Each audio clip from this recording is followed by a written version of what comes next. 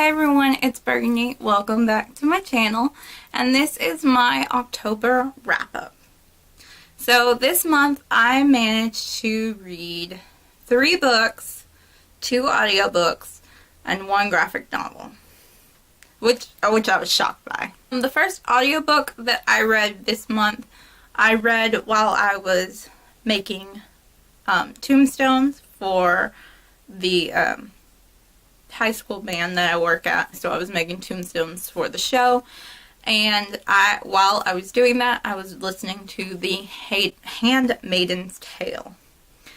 I really wanted to read it mainly because I really wanted to watch the TV show on Hulu, which I haven't gotten to yet, but I really enjoyed it. It definitely kind of kept you guessing, although it didn't end the way I was hoping it would, but I liked it too, if that makes sense. It's definitely good, and I understand why it gets all the praise that it does. Alright, the second audiobook that I read this month, I also read because if you don't know a lot about marching band, they have a lot of contests during October, so with all the traveling, I was listening to the audiobook P.S. I Still Love You by Jenny Han. I really enjoyed it. It was such a cute contemporary, and Jenny Han does a great job of just making the sweet, cute characters that you want to love and you want to root for, and nothing had changed for P.S. I Love You. It was still cute and adorable, and I rooted for Laura Jean so hard, and I felt her struggles, and it was so darn cute. I really enjoyed it. So between those, I read Young Avengers by, I'm not going to try to mispronounce their whole name, so by Gillen and McKelvin. And I thought I would enjoy this too, just because I love the Avengers. And I was like, Young Avengers? This is going to be great. I liked it. I do like it. I don't know. I don't know. I don't know if I'll continue on with this or not.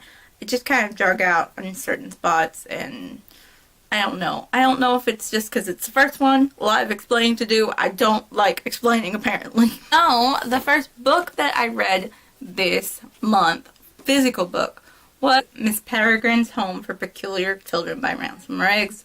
I did a whole video on how I felt about this book. I definitely gave it I believe a 3 out of 5 stars. If you saw my review, you know how I feel about it.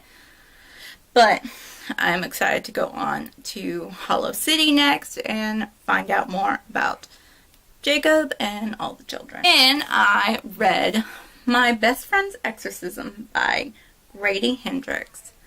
This was unexpected. It was I actually really enjoyed it. It definitely had scary elements, but there was a lot of humor or quick whips in there that, like, it took some of the scary elements away a little. And it is a great story about a friendship and how it defies all laws of nature. And I really enjoyed it, and there are points where it's kind of mysterious, and you want to figure out why these things are happening and what's going on.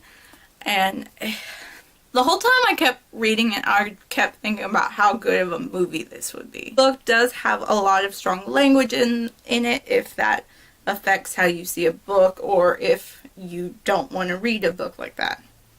Although, the coolest thing about this book is that it's set up like a yearbook. Like, you have names on the front page, and then it's like got the school, all the like random like pictures.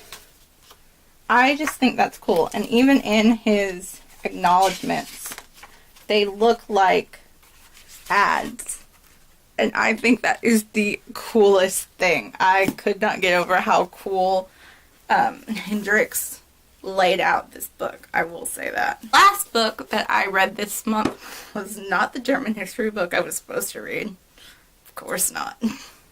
I'm currently reading it, though. I am currently reading that. Adolescent, written and illustrated by Gabby Hanna. I love the Gabby show, first off. I think she's hilarious and so real. I do really like Gabby. Adolescent is a series of poems, and partly I wanted to read it because Gabby does talk about struggling with depression and anxiety, which are some of the things that I have gone through and struggled with, and I knew it wasn't going to be like happy, I love you too kind of poems, you know? They were definitely going to be the darker, or some darker, grittier ones. And there are some like sad poems in here, but there are also hilarious ones that make you laugh, or little things. I even have some posted that I really enjoy. This is definitely an easy read. Also, her illustrations, like, I never knew that she could draw, but they are pretty darn good. I was pleasantly surprised by her illustrations. Nothing against you, Gabby. I just didn't know. Again, a good book. I was pleasantly surprised by. Poetry book for the millennials. That is the best way to say this. That this is a poetry book for millennials. It kind of just sums it all up a little. I was going to do a November TBR, but all I have is that I want to finish my German history book, Where Are You, Adam?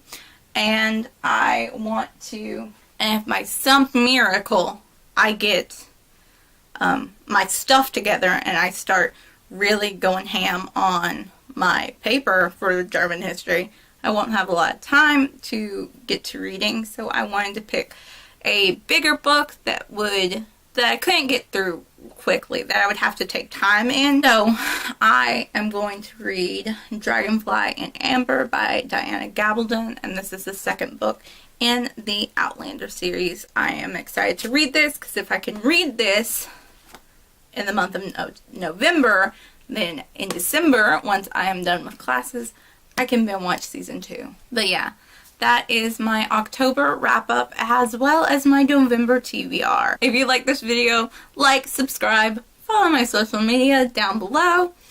Follow me on social media. And until next time, bye guys.